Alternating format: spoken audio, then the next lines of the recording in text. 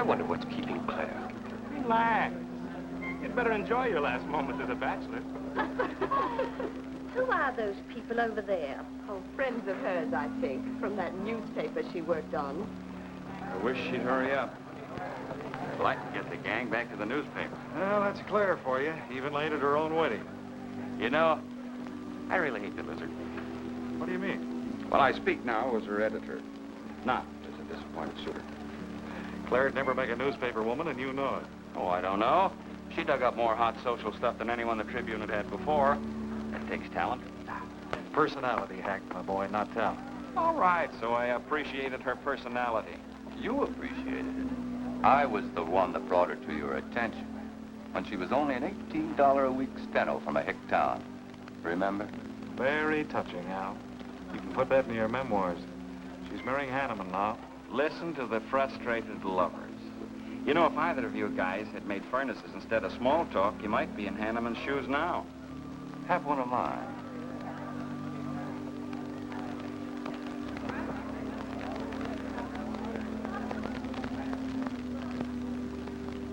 We do have memories, don't we, Les?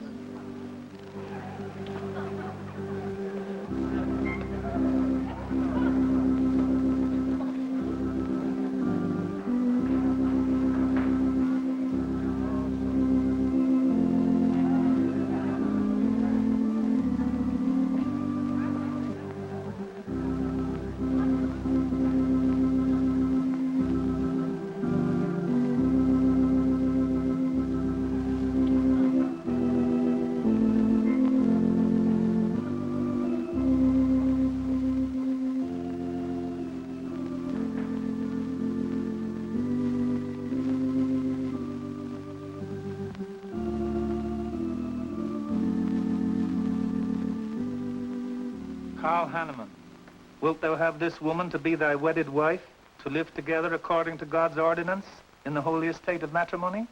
I will. Claire Cummings, wilt thou have this man to be thy wedded husband, to live together according to God's ordinance in the holy estate of matrimony? I will. I now pronounce you man and wife. You may kiss the bride.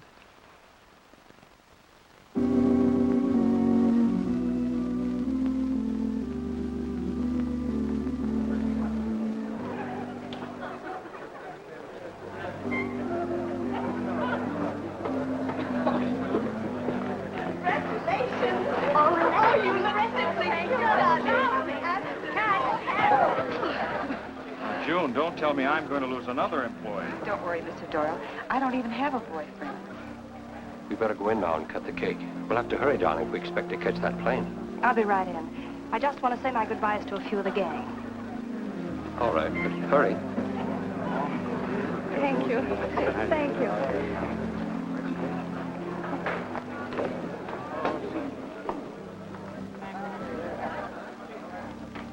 Guess who? Why did you come out here? Because I love you. Because you love me. Claire, you're crazy. Don't you know what those words meant in there? Let no man put asunder. No one can put us asunder, Les, you and me. Oh, I never could figure you out. Except that, well, you make everything add up to spell Claire, don't you? Now, darling. You're even getting a sadistic kick out of having me at your wedding, me and the others. But there are no others.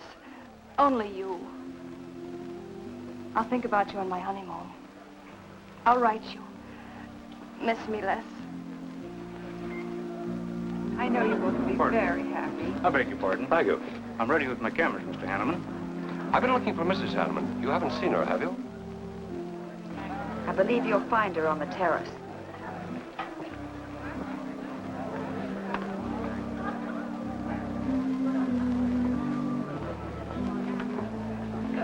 Carl, why aren't you entertaining the guests? I've been waiting for you, my dear. I was detained. On the terrace? Don't you think you were being a little affectionate for a newly married woman? Darling, you're a great big old suspicious bear. That was only Les Burns. And? It was nothing. Just a friendly goodbye kiss. Les did so much to help me with my newspaper career. Why, he's like a brother. You're the only man for me, darling. Ever. They're waiting for us. Shall we cut the cake?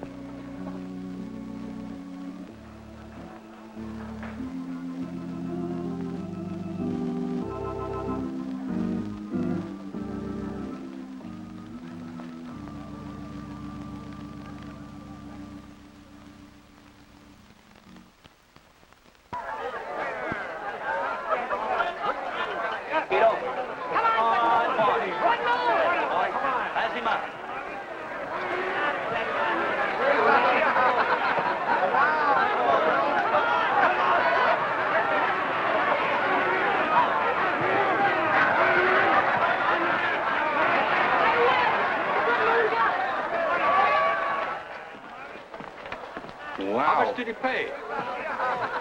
$10.80. $10.80 for two. That's not bad. I win $540. Claire, you mean to say you bet $100 on that horse to win? Of course. In these places, you have to spend money to make money. You see now. I'll put $500 in the second race, high heels. Come on. Wait, that's being foolish. You're only out $100 if I do lose. It isn't the money, it's the principle of the thing. Principle? Carl, I don't understand you. With all you have. I've worked hard for what I have. Oh, I don't mean to be a tightwad. A little bet for fun is all right. But I have too much respect for money to throw it away on horses. Of course you're right. It was foolish of me to bet so much. Forgive me. Of course. Now, excuse me, I want to go cash these in.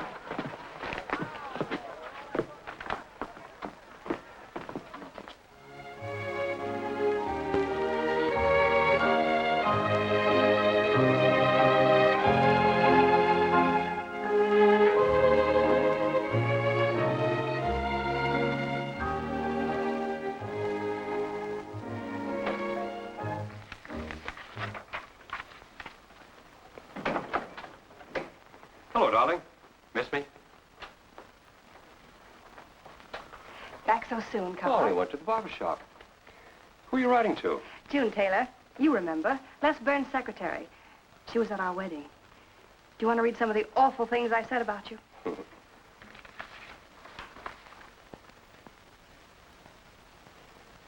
It's hard for me to believe that I'm so lucky as to have a woman like you in love with me.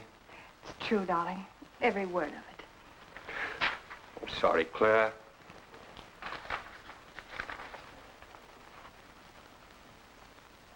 My darling Les. To June, eh?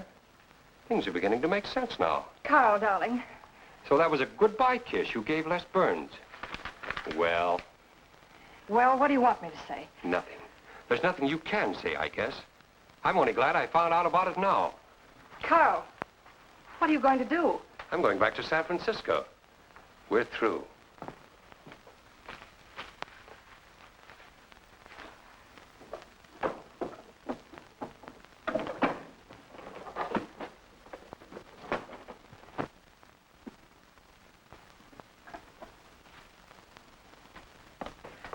But what am I going to do, Carl? I don't care what you do. But I have no money. Thanks to your great generosity. That's enough for the week's hotel bill. You've got that money from the racetrack. Live on that. You'll not get another cent from me. Oh, no. I wouldn't be too sure of that. I'm your wife, Carl. There are community property laws in this state. It won't be that easy. It'll be very easy when I show this letter to the judge. And I'm starting divorce proceedings in the morning. Oh, Carl, darling, let's talk this thing over. It's so silly. Get out of my way before I forget myself.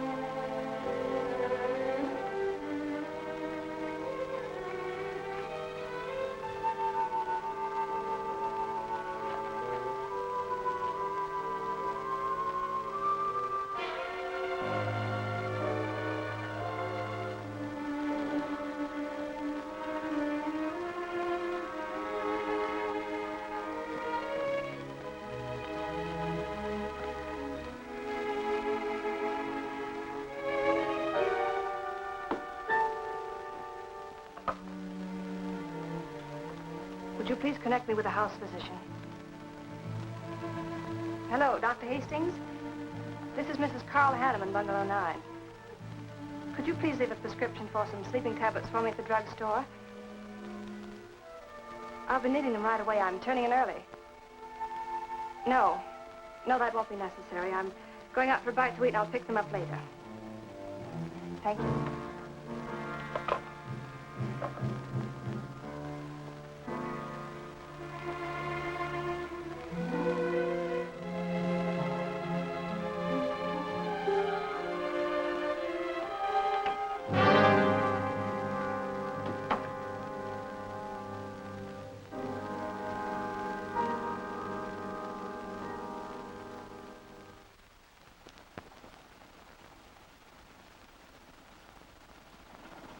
I want a new set of plugs in 42.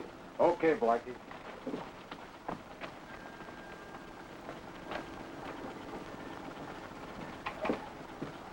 Are you Mr. Tellen? Yeah. I must reach San Francisco by tonight. I want to be back by morning. Can you make it?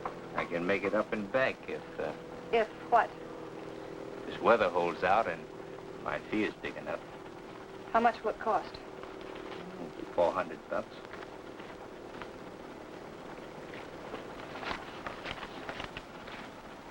Why 5? I said 4. I know you said 4. I never made this trip. You never saw me. Understand? Sure. I don't even want to know your name. I'm glad we understand each other. Perfectly. Now, if you wait over there, we'll be ready to leave in a few minutes. Hey, Jack, roll out 41 and let's warm it up. Right.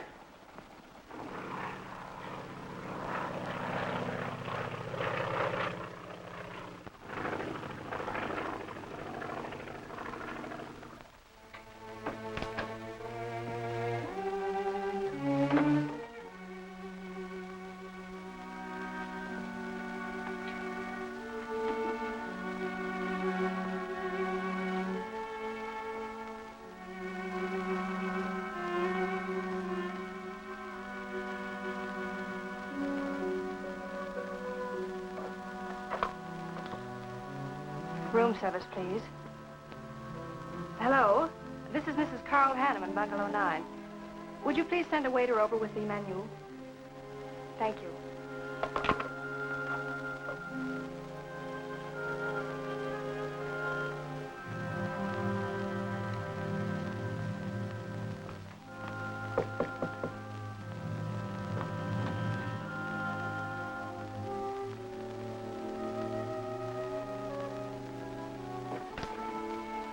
Good morning, Mrs. Hanneman. Good morning, Victor.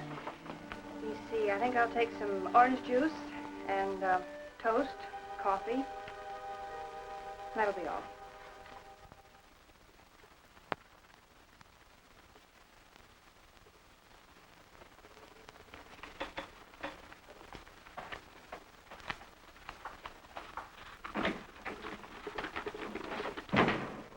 How was the ball game? That was no ball game. It was a track meet. 12-0. This all the mail today? Yes. By the way, I meant to ask you sooner, but I'm going to have a little dinner party tonight for a couple I know. You're invited if you're not doing anything. Well, sure. What's the occasion? They're going to be married soon. They're awfully nice kids. Married. And the trouble will really start. Mr. Burns' office. Long distance calling. It's Mrs. Hanneman. Hello, Claire. Hello, Les. I'm so glad I caught you at the office. How's the honeymoon? It was interrupted. Carl had to go back east yesterday. Business, he said. He wanted me to stay over, wait for him here. But I'm not. I'm coming back to San Francisco tonight. You think that's sensible? Of course not. But I'll see you again. Look, I want you to arrange a plane ticket for me. Reservations are so hard to get at this end, it'll be easy for you. All right, Claire. I'll take care of it tomorrow. Tomorrow won't do. I'm coming home tonight. Okay, I'll wire you back on the time. I know you would help me.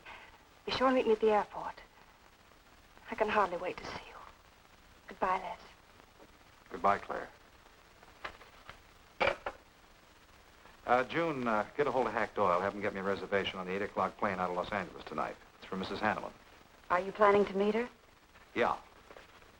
Oh, I guess I'll have to cancel our dinner party tonight. It doesn't matter. Apparently Claire can get anything she wants out of anybody at any time. Can't she?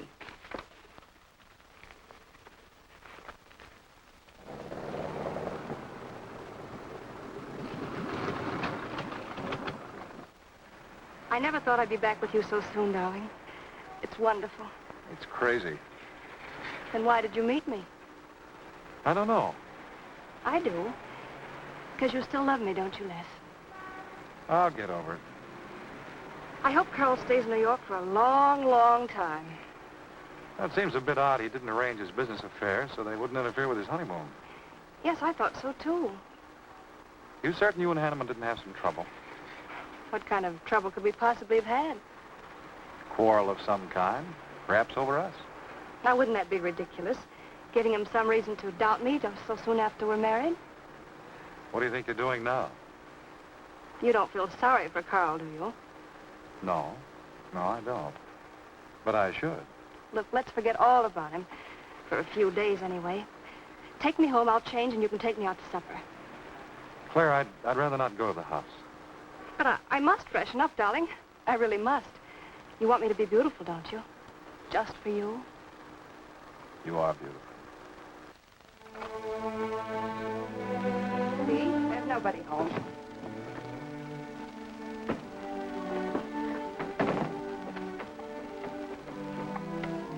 Wait in there, darling. I'll be down in a minute. Come here. Oh, darling.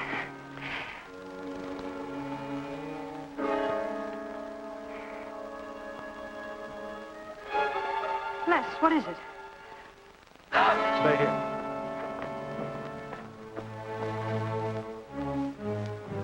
Carl.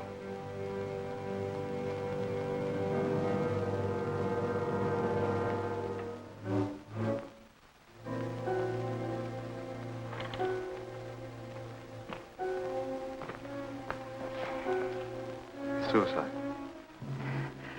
But why? Oh, poor Carl. Claire, I thought you said he'd gone to New York.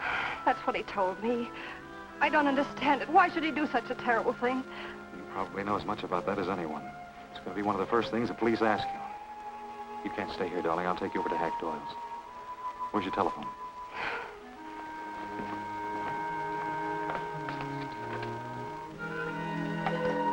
Police headquarters, please.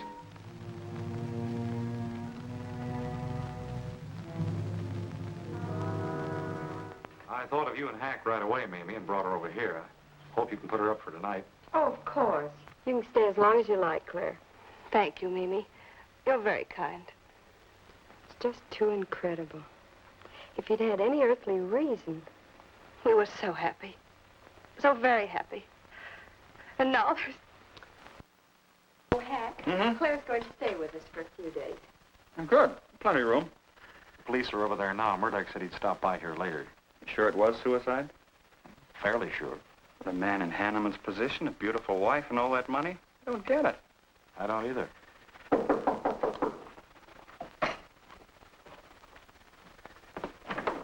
Oh, hello, Bill. Come on. How are you, Hank? Hello, Claire. Hello, Bill. Sorry this had to happen to you. Sit down, Captain. How about a cup of coffee? Thanks, Miss Doyle. I won't annoy you for long, Claire. Just a few questions, routine. You know how it is. Of course. Les gave me most of the details over the phone. Your husband, by the way, has been dead for nearly 24 hours. How did it happen that Burns met you at the airport? He didn't happen to. I phoned him from Los Angeles. How come? Well, I was arriving late and alone. I knew Les would pick me up. Do you have any theory as to why your husband came to San Francisco after telling you he was going to New York? No. I didn't know anything about the business. The gun, of course, was Hanneman's. We checked the serial number. Funny there are no powder burns on the coat. Bill, a suicide doesn't always press a gun against his body. In that case... There would be no powder burns, I know. Do you know of any reason why your husband should have taken his life? No, I don't. Anything wrong with his health? Not that I know of. But that could have been the reason. Had you quarreled? Oh, no. No, we never quarreled. Believe me, throughout every minute of our married life, we were supremely happy. The entire week, huh? Well, that's all for now. I may want to talk with you again later. Where will you be? Right here with us. Thanks. Bill. Yeah? You, found fingerprints on the gun, of course. I mean, Hanneman's prints. Uh-uh. Clean as a whistle.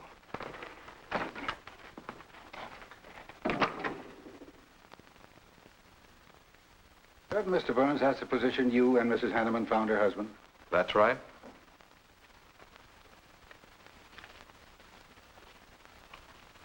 One more question, Mr. Burns. Your testimony at the coroner's inquest said you touched nothing. That's true. Then how did you know the man was dead without feeling his pulse or heart? Mr. Chalmers, I've been around enough to know a dead man when I see one, especially after 20-some-odd hours. You assumed that Mr. Hanneman committed suicide. Why? Well, everything points to suicide. Not in my assumption, Mr. Burns. Mrs. Hanneman, you say you saw your husband alive on Monday afternoon, and then the following night, which was Tuesday, you saw him again. Yes, but he was dead. I've told you everything. You don't need a weather vane to see which way this wind is blowing. Was it customary for the servants to take a vacation whenever Mr. Hanneman left on a trip and leave the house empty? Well, I don't really know. I didn't give orders to the servants. Carl, Mr. Hanneman ran the house. I hadn't moved in yet. I see that you also assumed that this was a suicide. Naturally, it couldn't have been anything else. That's what Mr. Burns said. According to the police scientific detection laboratory, the pistol found near the body was the one used in the death of your husband. But they found no powder burns on the clothes of Mr. Hanneman, nor fingerprints of any description on the gun. Furthermore, it was brought out that Mr. Hanneman couldn't have fired the gun because in making certain tests of his hand for traces of powder marks, none was found. Just what are you driving at? Simply this. Carl Hanneman was murdered. But unfortunately, I haven't enough evidence to hold either of you. You were out of town, and your alibi was proven. You're free to go. But let me give you a tip. I'm not buying any suicide theory, so the case will remain open. See you later, Ed. So long, Hack.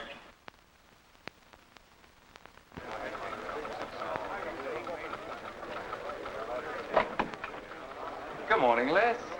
Just the guy I want to see. Yeah, about what? Oh, I've been assigned to do the follow-up on the Hanneman case. Oh, how'd you draw that? Oh, I asked for it. It'll be a dull job because there isn't going to be any follow-up. Just an ordinary suicide. Are you kidding? I never smelled an odor of fish so strong in my life. No fingerprints on the gun, and you call it suicide. So what? What makes you so sure? Can you give me a good reason for Hanneman killing himself? No, I can't. Perhaps he thought he had a good reason. And perhaps he didn't. So meanwhile, if I can dig up a plausible motive... Who asked you to dig up a motive, plausible or otherwise? I said, if I can dig up a motive, I'm willing to accept suicide. But if I can't, then it'll have to be murder. Still carrying the torch for Claire, Hyle? Not anymore. But somebody sure fixed it in a hurry for you to get Claire again. That's a nasty crack. So meanwhile, chum, walk a straight line. Or you'll have people thinking you took a shot at Hanneman. You got a lot of work to do, Al. You're so right, boss.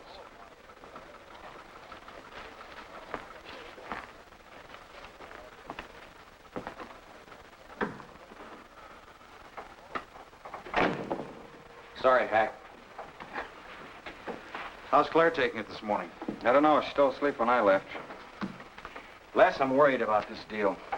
Police aren't buying any suicide theory. Is that why you put Herrick on the story? Maybe. He might dig up a suicide motive. What's your slant? Well, Hanneman killed himself. Nice try, Hack. You're about as subtle as a punch in the nose. You think Hanneman was murdered, don't you? Maybe I'm protecting someone. It's possible. But I'd like to protect someone if it isn't suicide. Like who? Like you. Who had a better reason? Hanneman's death meant that you'd get Claire back and $1 million odd bucks. That makes sense to a lot of imaginative characters around this town. I don't believe it for 1 second. But I still think it's safer to sell the suicide theory if Harry can dig it up.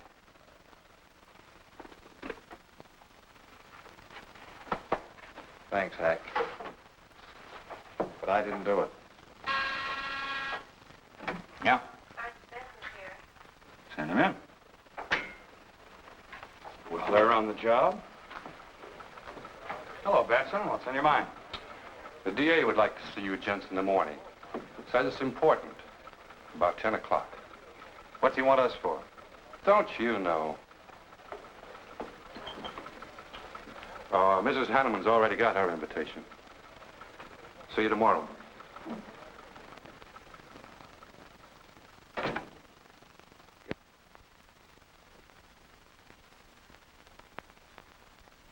Eric really revels in pouring it on. Well, it's news. Nobody's been hurt. Yet. By person or persons unknown. Could have been worse. The DA certainly tried hard to tag it on somebody. Tell me, Hack, do you think that, well, that Claire could have shot her husband in some way? No. She was in Los Angeles the night he was killed. DA couldn't shake that, and... Good morning, everybody. I hope I'm interrupting something important. Hello, darling. You look tired. Hello, Hack, dear. Good morning, Claire. It's a pleasant surprise. What can I do for you? I came to get my job back. Starting when? No. Well, after all that's happened, don't you think you should have a little rest? Rest. Why, working will be the best thing in the world for me. It'll keep me from thinking too much about poor Carl. After all, I must carry on. My life is still ahead of me. What's the real reason? Well, I do need a little cash. I have the house and my clothes, but I just won't be able to live on the widow's compensation the court will allow me. You wouldn't want me to have to sell my clothes in order to eat, would you? Oh, no. After all, I've made other arrangements about your column. Beth Warnock's taking it over. You are still the boss, Hack. Les, darling, wait outside for me. I'll be out as soon as I've had a heart-to-heart talk with Hack. I know. You might as well say yes, Hack. I've had these heart-to-heart talks.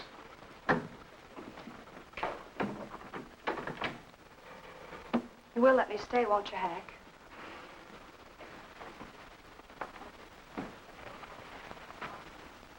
Yes, but I was hoping you wouldn't ask it. You are a darling. Listen, Claire, you stick to the job and no playing around. There's enough trouble here now without you adding to it. I don't know why you talk like that. I'm serious about it, Hack. I'll work hard. For your sake, I hope you do. You are a dear. See you later.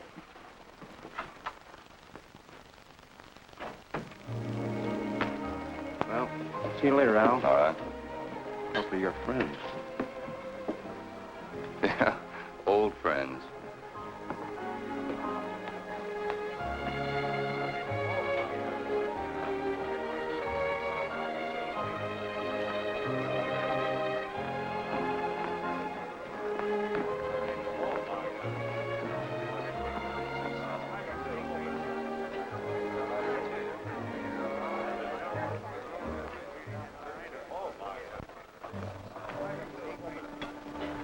Two martinis, please. Chicken salad? Fine. Chicken salad for two. And coffee. Les, do you know a good lawyer? Yeah, why? Well, I need one to handle Carl's estate. What's the matter with Hanneman's regular lawyer? Ah, he's an old fuddy-duddy.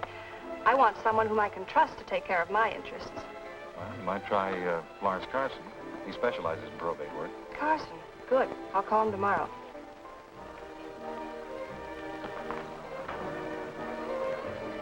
Do I know that man over there? You should. It's Stanley Mason. Our paper's backing him for Congress. Of course.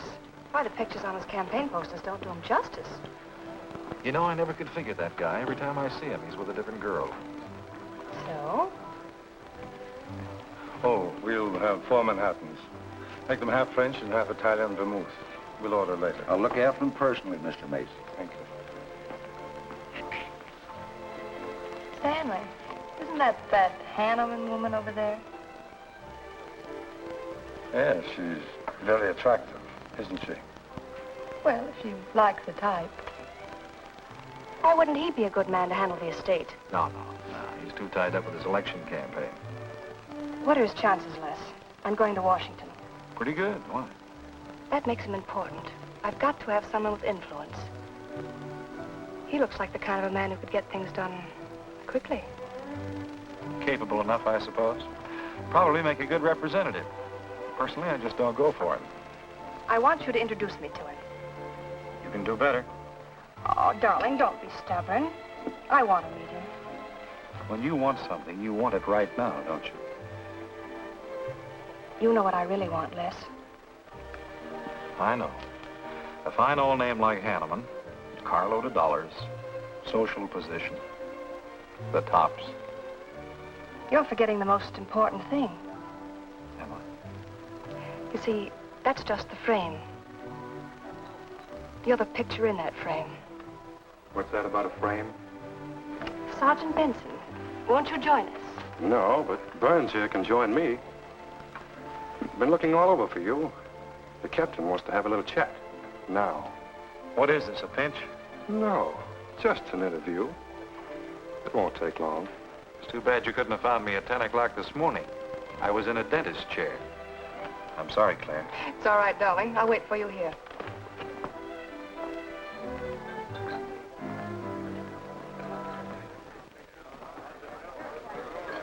Bye, Les.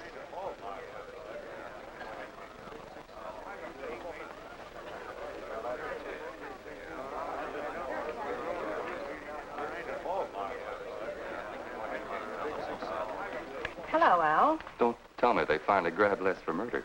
Wouldn't you like to hear me say yes? Yes. Well, don't stop the presses. Yet.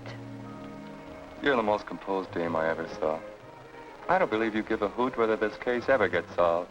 Oh, but of course I do. Really. Say, Al, how well do you know Stanley Mason? Quite well. I've planted some of his propaganda. You can do me a favor. A big favor. I want to meet him. Might be a good idea. I remember I once introduced you to a fellow by the name of Les Burns. Promptly lost you. Excuse me.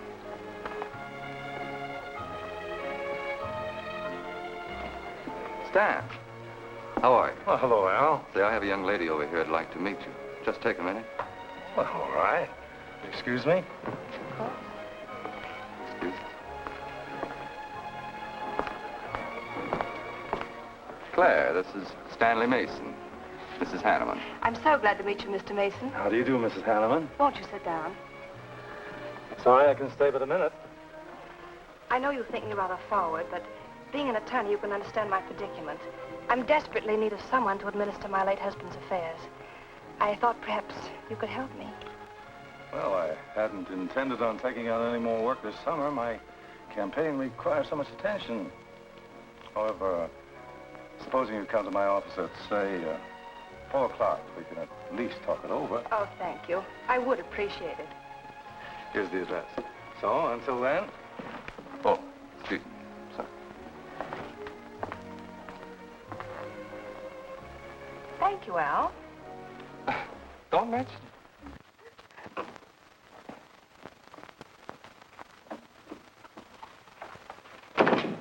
I found him, Cap. Right where I expected. With the grief-stricken widow. Only if she's grief-stricken... Skip it. Les, my boy, have a seat. Last time it was hello, Burns. Today it's Les, my boy. What do you want? You know, I just wanted to chin a bit, will you? Oh? I didn't know I was that interesting. You live out in the Hanneman neighborhood, don't you? No, and you know it. But you go out to that neighborhood quite often, don't you? Yeah, so what? To visit friends.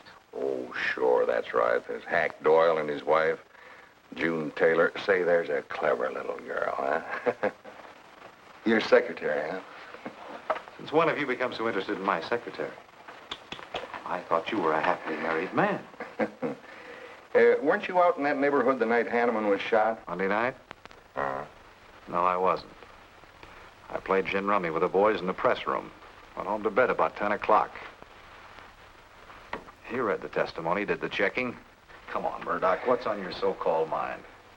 Funny, we can't find any record of where you were between 10 o'clock and 8 the next morning when you had breakfast at Drake's coffee shop. Nobody saw you around your apartment house.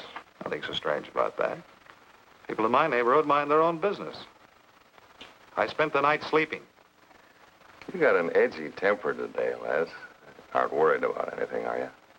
I'm annoyed. Until you and the DA get this thing settled, nobody will get any rest. We may have the answer quicker than you think. The police expect to apprehend the criminal within 24 hours. Shall I quote that? You can write out the gags, Burns. You've been crazy about Claire for a long time, haven't you? That's right. You thought she was going to marry you. Then she married Hanneman. That must have been quite a jolt. I won't deny that either. So you must have been pretty sore at Hanneman for beating your time. All right, I suppose I was. You know, Burns, you've given out with all the motives a man needs for killing another. You don't need motives, Murdoch. You need evidence. Evidence? You just told me that you weren't near the Hanneman home last Monday night. I wasn't. And how do you account for your cigarette case being found on the Hanneman garden, still wet from Monday night's rain? I don't have to account for anything. To throw cold water on your mastermind, I tossed that away right after the wedding. Anything else you want to know? No, that's enough. Next time, be more careful when you talk to the captain. Listen, Mr. Benson. If I've hurt the captain's feelings or yours, arrest me. Then I can sue and you'll be back writing tickets for jaywalkers.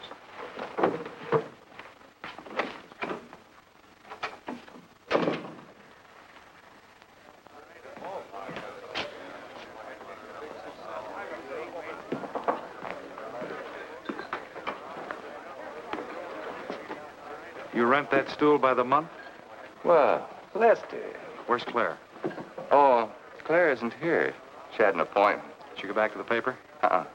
No, about this time, she should be walking into the inner sanctum of that courageous and fearless champion of the people's rights. That distinguished candidate for the Congress of these United States. Mr. Stanley Mason. You sound like you're on Stanley's payroll. I introduced them. You seem to have a talent for that sort of thing. Thank you. I believe that's all the information I need, Mrs. Hanneman. I can't possibly find words to express my gratitude in your consenting to help me. Oh, believe me, it's a pleasure. A little pressure in the right places should settle the matter quickly for you. Thank you again, and good luck in the elections. Oh, thank you. I suppose you'll be leaving for Washington immediately if you do win. Yes, if I win. You will. I know you will. Well, I really must be going. Oh, can't I drop you off somewhere? I'm sorry. Not this evening. Mr. Burns is taking me home. He's the gentleman you saw me with today. I'll call you tomorrow. Perhaps we can have dinner and talk some more about your problems. Splendid. Goodbye.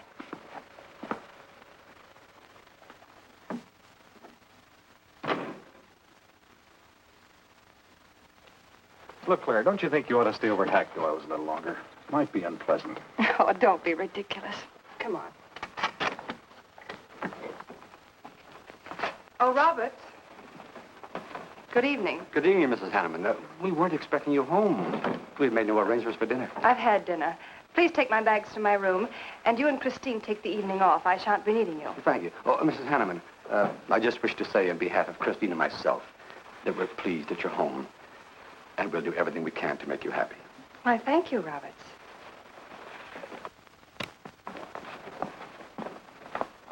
Well, come in, darling. You aren't afraid of Carl's ghost, are you?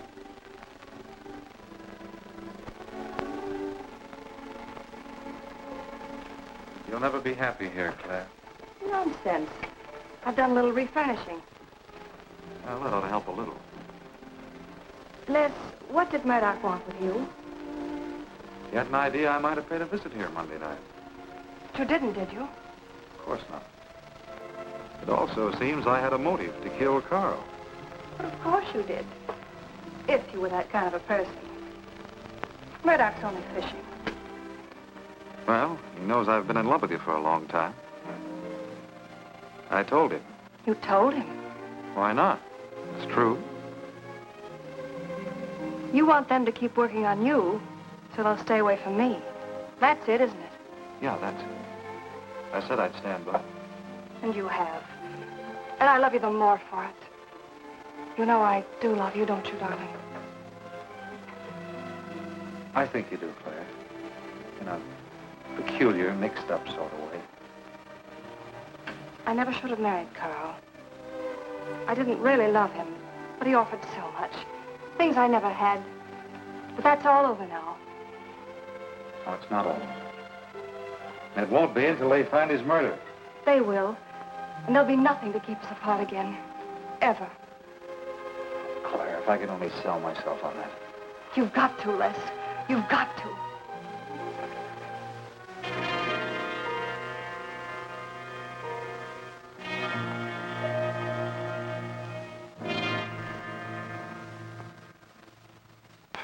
So that little tidbit straight from the horse's mouth brings us to the 3-0 mark for today.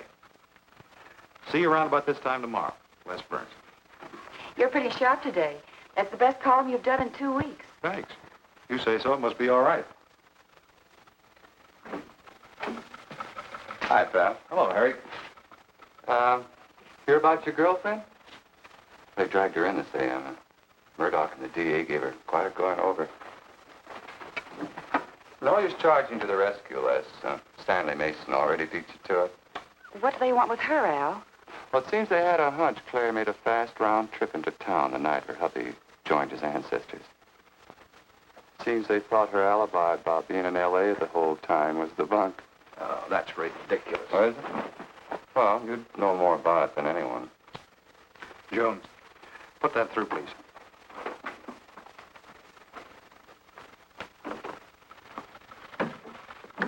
Okay, Al.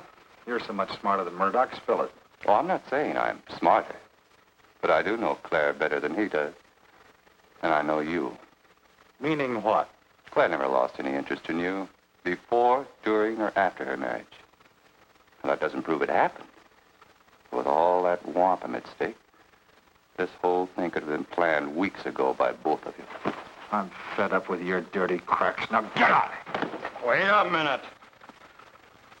Look, Junior, one of these days I'm going to be too late and you're not going to have any teeth. Mm-hmm. You're so right, boss.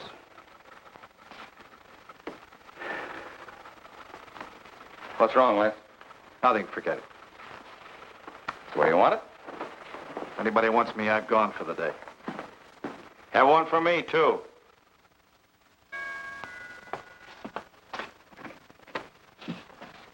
Where's Miss Hanneman? I gotta see her. Is she in? Why, yes, but she's going out. This is important. What's the trouble, Les? Oh, I've been trying to find you all afternoon. You didn't get back to the paper. Where were you? I was with Mr. Mason. We were talking over the estate. Oh. Looks like you got some more talking to do. It's really only business, Les. Come in, but I can only see you for a moment.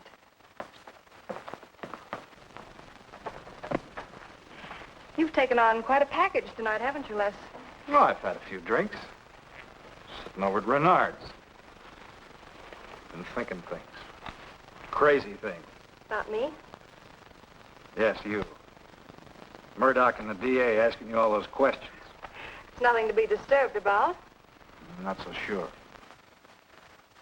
Why do you say that? Were you in this room Monday night? What? Why, you know I wasn't. I don't know anything. But I wouldn't lie to you.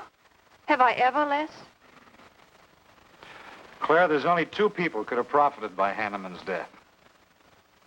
I'm one of them. You're the other. Why, how dare you come in here accusing me? You only married Hanneman for this. You've admitted it a dozen times. But I didn't kill him. How can you even think it? I didn't kill him. I didn't say you did.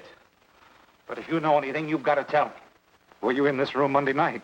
No. You might have come in, seen someone. I've got to know. Stop shaking me. Then tell me the truth. Let go of me. I thought you were going to stand by me. Why, you're drunk. I'm only trying to help you and me. Ha! Help me. You're accusing me of murder. How do I know you didn't kill him? You were in town. Claire. I've as much right to accuse as you have. But I'm not accusing you. Get out of this house. I once said I couldn't figure you out. I can now. You're not a normal woman. You're not warm. You're cold, like ice. Yeah, like ice. Blonde ice. Get out of here.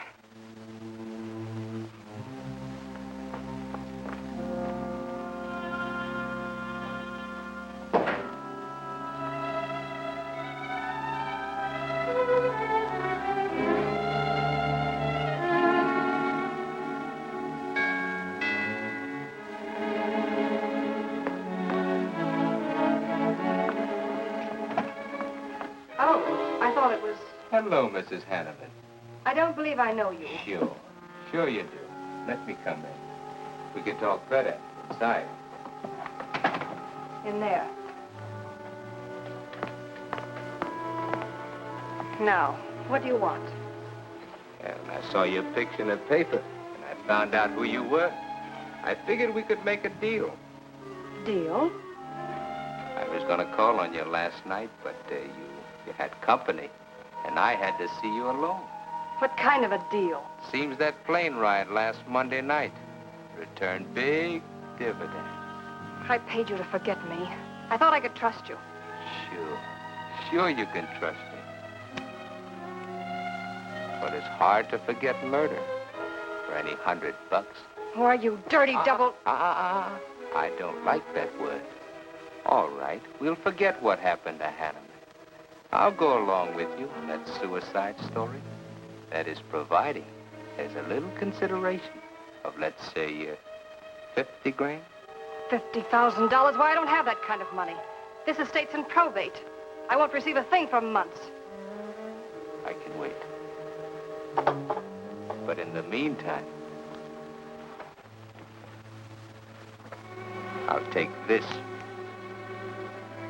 I know a little man who'll lend me money on it. All right. All right. Just don't come near this house again. But I will keep in touch with you. Quick, out the terrace door. And don't forget, Mrs. Hanneman, I'm not kidding about that 50G.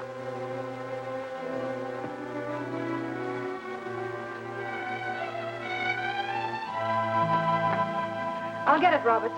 Yes, ma'am. Stanley, darling.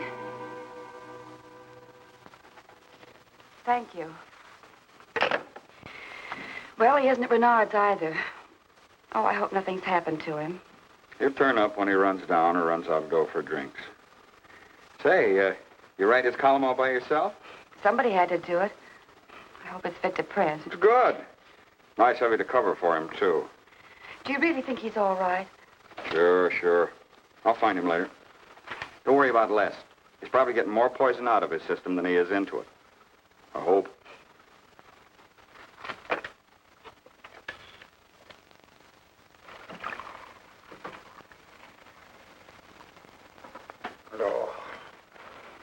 Oh, June. Oh. See if you can give me another head, will you? This one's not going to do me much good. You certainly had a little trip for yourself. I guess so. What day is it? Tuesday. Holy mackerel. What happened to Sunday and Monday? I took care of them for you. Oh, you would. Who found me, Hack Doyle? No. Claire. Claire? Mm-hmm. You were trying to convince the doorman at the top of the mark to let you out on the roof. It was the only way to the moon. Oh, brother. The moon. Looks like I wanted more than a little trip. Here, drink this. It'll make you feel better. Guess I've been the horrible example, huh? You no doubt thought you had a big reason for getting tight. Yeah, I had to get away from something. Something wasn't good for me. Have any luck? I don't know. I'm never going through this again, I can assure you of that. June. Well, I guess I'd better get back to the office. Thanks a lot for looking after me, June. I'll be down after a while, if I can make it. Don't hurry.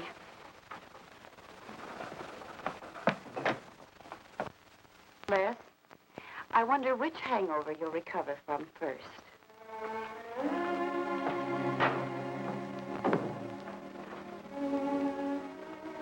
I thought we were all washed up, Claire. Les, for everything I said the other night, I'm terribly sorry. I guess I was a little mixed up myself. Forgive me, darling. I must have been out of my mind to say such awful things to you. I realized the truth later. You were afraid for me because you loved me. That was it, wasn't it? Yeah, maybe it was.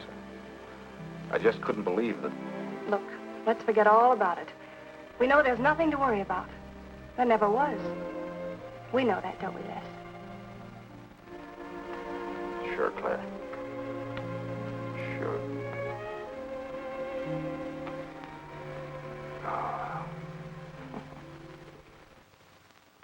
Here's to our new congressman.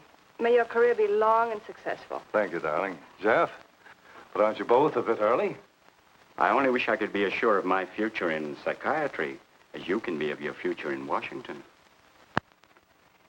Doctor, you were analyzing me at dinner, the workings of my mind. Do go on. It's very interesting. I've never been psychoanalyzed before, and your deductions amaze me. Claire, I warn you, if Jeff continues, he'll have you convinced you're batty. Simply because your father ran away with another woman and your mother was relegated to hard work. Stanley doesn't quite believe in the powers of psychoanalysis, Mrs. Hanneman. But if either of you could spend a day in my office listening to some of my patients, you'd see the logic of my deductions. Or any psychiatrist's, for that matter. Oh, don't mind Stanley's cynicisms, Doctor. Yes, Robert? Telephone for Mr. Mason. Excuse me. Certainly. I was telling you at dinner that I believed that money, clothes, adulation, etc. was a necessity with you. That some people are impelled towards an objective without even consciously knowing why. Is there something criminal in my being ambitious? Why, no. Criminal? Of course not.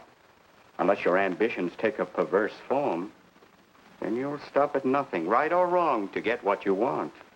They say the female of the species is deadlier than the male. Go on, Doctor. Sorry to interrupt, darling. It was my campaign manager. He arranged a last-minute radio interview for tonight. I'll have to leave. You can drop me off downtown, Stanley. I'll get my coat. All right. You forgive me, darling? Of course, honey. I'm so proud of you. Oh, I almost forgot the good news. I had lunch with the DA this noon. It looks like Hanneman's murder is going to be filed away under crimes unsolved. It's their opinion that it must have been done by a burglar. Oh, I'm so glad, really. Now I'll be able to go with you to Washington with a clear conscience. Say, you haven't told any of your friends about our plans, have you? Oh, no, of course not. Good. We'll surprise them tomorrow night. Yes, we certainly will. Ready? Yes, thank you.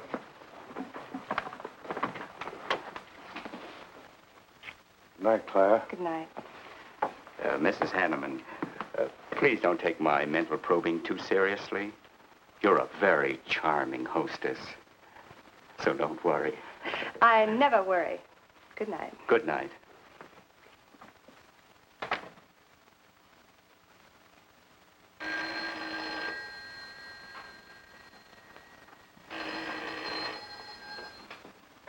Hello? Yes, this is Mrs. Hanneman. That's all right, Roberts. I'll take it. Hello? Who? How dare you call me here? I had to. I'm in a jam. I need some dough, and you've got to help me. The estate isn't settled yet. I told you I don't have any money. Don't give me that. You're a smart girl, and if you haven't got it, you know where you can find it. I need at least a couple of grand now and tonight, or else I go to the cops. I got nothing to lose. I have about $700 cash in my jewelry. All right, bring it along. Meet me at the end of the Old Valley Road. Be there in 20 minutes.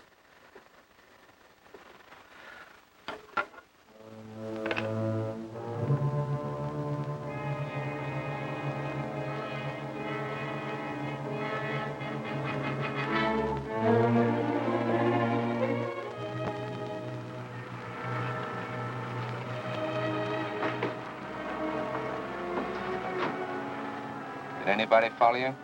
No, Then stop being nervous. I'm not nervous. You are.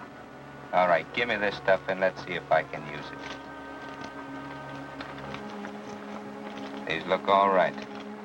I got into the bookies for a couple of grand. They're bad little men. And I've been stalling. Tonight they told me, pay off or else. They wouldn't kill you for $2,000. They'd kill for a lot less. That's why I had to put the bite on you. Thanks, Mrs. Hanneman. I wouldn't double-cross anybody. Not unless I had to. I wouldn't double-cross anybody either, Blackie. Unless I had to.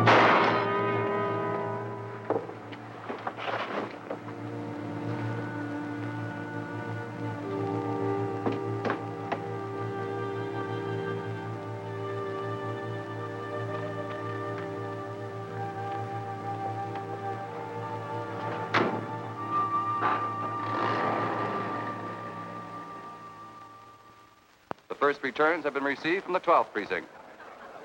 Mason, 311, Jeffers, 282, and Allen, 91. That just about cinches it. If I can do that well in the 10th, I can carry them all. My gratitude, Doyle. Without your paper in back of me, I wouldn't have had a chance. Think nothing of it, Mr. Mason? We're glad we backed the right man. Well, it looks like you're in, Mr. Mason. Congratulations.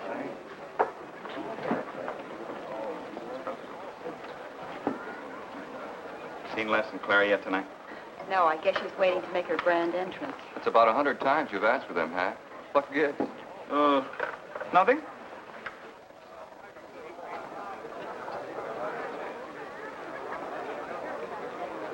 Mr. Doyle, looks like we have a new congressman. Yes, it does. I'm sure he's going to be a good one. I hope so. We backed him. Hello, Claire. Hi, Les. Hi, Hank. Well, good evening, Claire. You look stunning, as usual. Thank you, Stanley. Oh, hello, Les. Thanks for being Claire for me. Big night, huh? In third place is Jeffers with 162, Allen with 142, and Mason 300 even. That's how big it is. Come on, Claire. I want you to meet some folks. You'll find drinks in there. Look, Les, there's something on my mind. I want to tell you about it. You better have a drink first. Sure.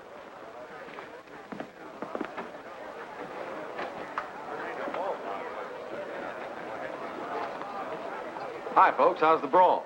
Well, at least the liquor's good. Well, Junie, aren't you a pretty thing tonight? Well, it's about time you noticed me.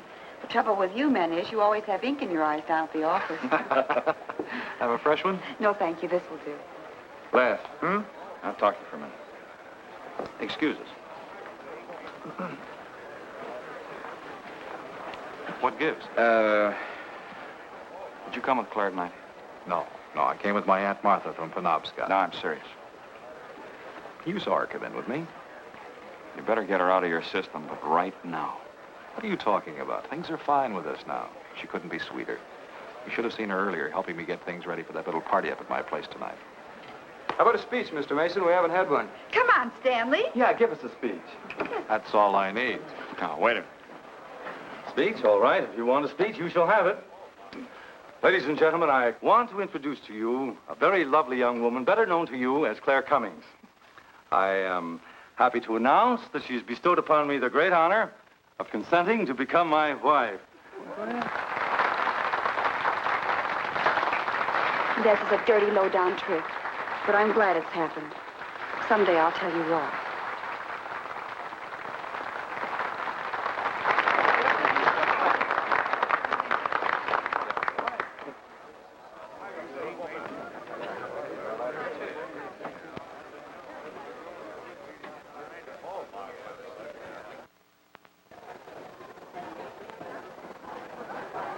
All the Thank you. happiness in the world, my dear. That was quite a speech you made, Stanley. Surprised, Jeffrey? Aren't you going to congratulate us, Doctor? It's customary. Hate to take you away at this moment, Stanley, but there's something I must talk to you about. It's important. But of course, Jeffrey. Will you excuse us? I know you'll enjoy living in Washington. When do you plan to have the wedding?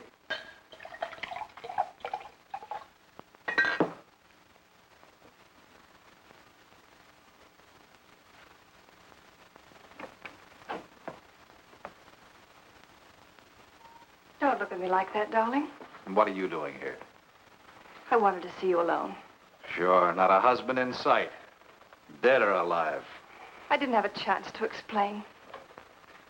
No one can put us asunder, Les. You and me. It was more effective last time with wedding music, remember?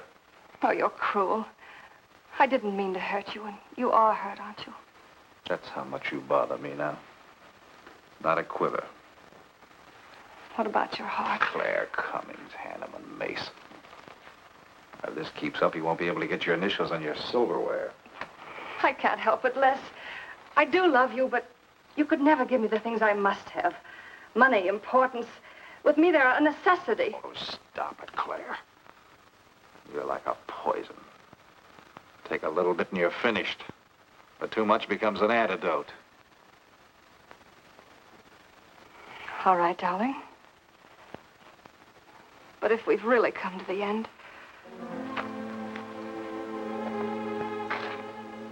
Stanley. Do you mind, Burns? I'd like to say something to my fiancée alone. Not at all, Mr. Mason. Not at all. Go right ahead.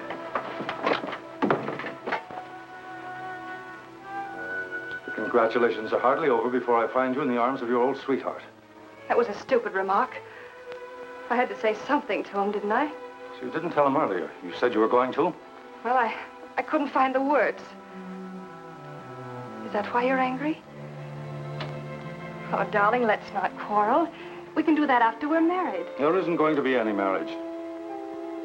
What are you saying? I'm afraid we've made a mistake. You can't mean that. What'll my friends think? I couldn't stand the humiliation. Oh, you'll get over it quickly enough, as quickly as you did your other marriage. Why are you talking this way? What did that phony doctor tell you? That's not important. We've made a mistake. Now let's forget it, shall we? But you can't throw me over. I've looked forward. I've planned.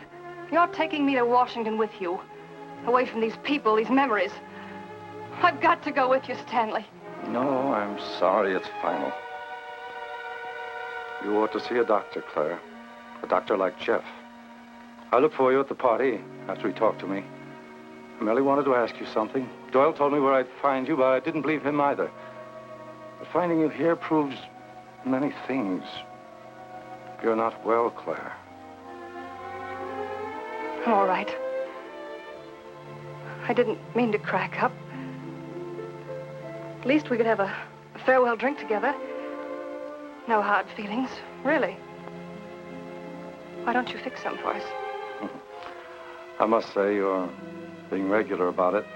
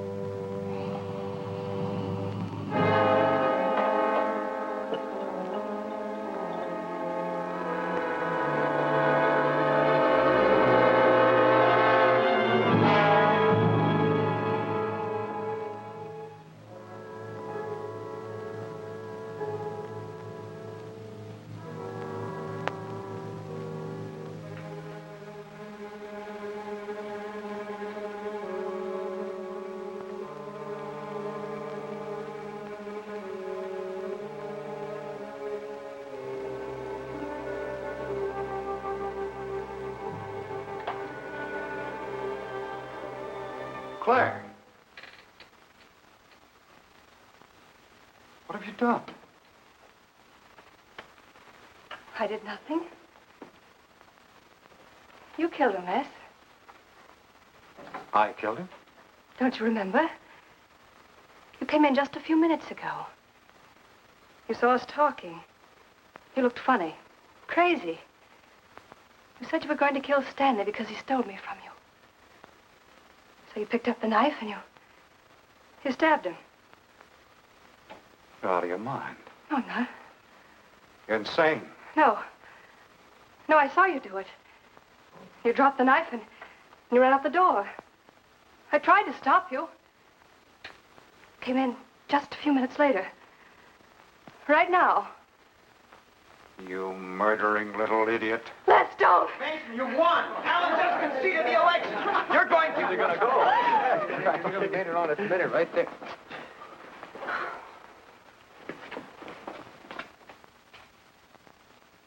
So you see, Doctor, the evidence is really stacked against Les Burns. I and the others feel that he's absolutely innocent. Now, I asked you down here to see if there wasn't something you could do to help us prove Les is innocent and Claire's guilt. Because just as sure as my name is Hack Doyle, she's framed him. I agree with you 100%. I am positive that Mrs. Hanneman killed Stanley. But because of her testimony and finding the knife in Les's hand when you arrived at the scene, the police could come to only one conclusion. Surely there's something you can do to help him. He's innocent. I know he is. Look, you were once connected with a big city police department. Then you must have run across cases of this sort. I know now that Claire Cummings is a nut if I ever saw one. Yes, you're right, Mr. Herrick. I'll at least have a try at it.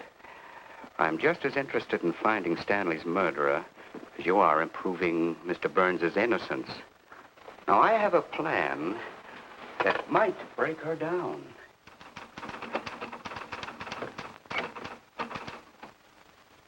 Well, good morning, Dr. Clippinger. To what do I owe the pleasure of this visit? It's no pleasure for me, Mrs. Hanneman, I assure you.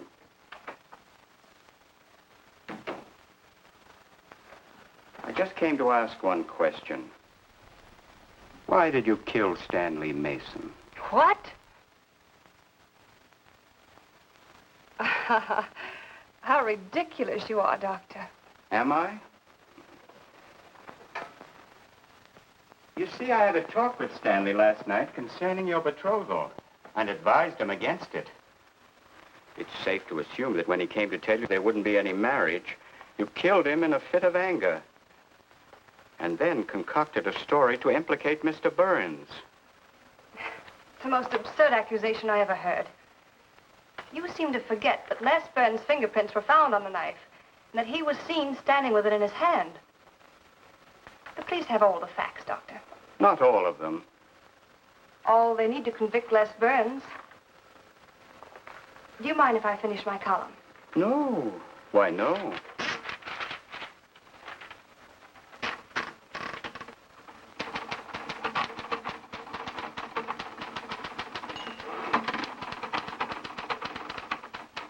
I suppose you'll tell the police I killed Stanley and give them that fantastic story to back up your accusations. It won't sound so fantastic to them, Mrs. Hanneman.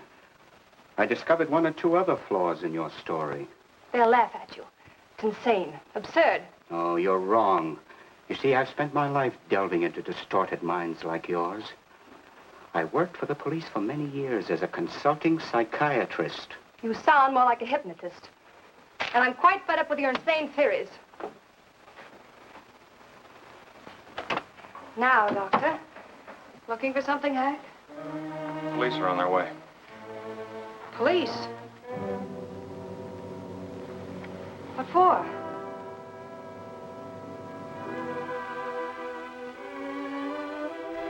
Oh. I see the three of you dreamed this one up. Well, as long as you're going to have me arrested, you might as well read my last column. Go ahead, read it, Hack. Read it out loud. I killed Stanley Mason. I killed Carl Hanneman. I killed Blackie Talon. You didn't know about Blackie, did you? You hid that story on page 5. Unsolved robbery and slaying. I killed Stanley Mason because he no longer wanted to marry me. Stanley Mason was the top of the ladder for me. The top rung. I had money. And now I was going to have position. He was taking me to Washington with him. I could leave then without making the police suspicious. Clever of me, wasn't it? Why did you frame Les Burns? Why? Because he caught me with blood on my hands. Because at last even he had discarded me. I never loved any of them. You, Al, Hanneman, Mason. But Les, I wanted to hang on to him. He was of no use to me, but I couldn't let him go. Maybe I did love him. Hello. Miss Cummings? No, she's off. I'm glad you confessed, because you never could have gotten away with it much longer. I would have, but for you, Dr. Clippinger. You with your slimy scientific snooping. As soon as you came in, I realized it was you who turned Stanley Mason against me. You sent him to his death just as much as I. Sit down, Claire. Why, but for you, I'd have everything I ever wanted in life. I hated you because you were the first man who ever saw inside my mind. And I'm gonna kill you. Let go of my arm!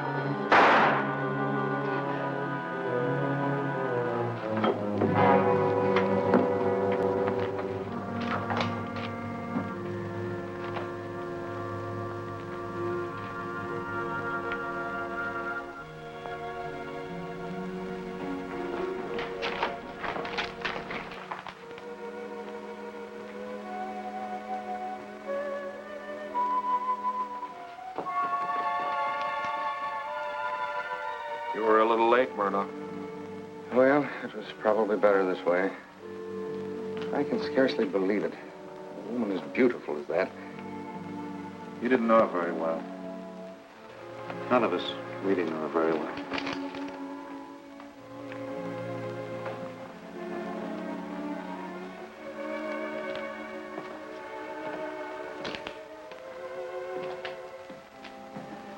She wasn't even a good newspaper woman.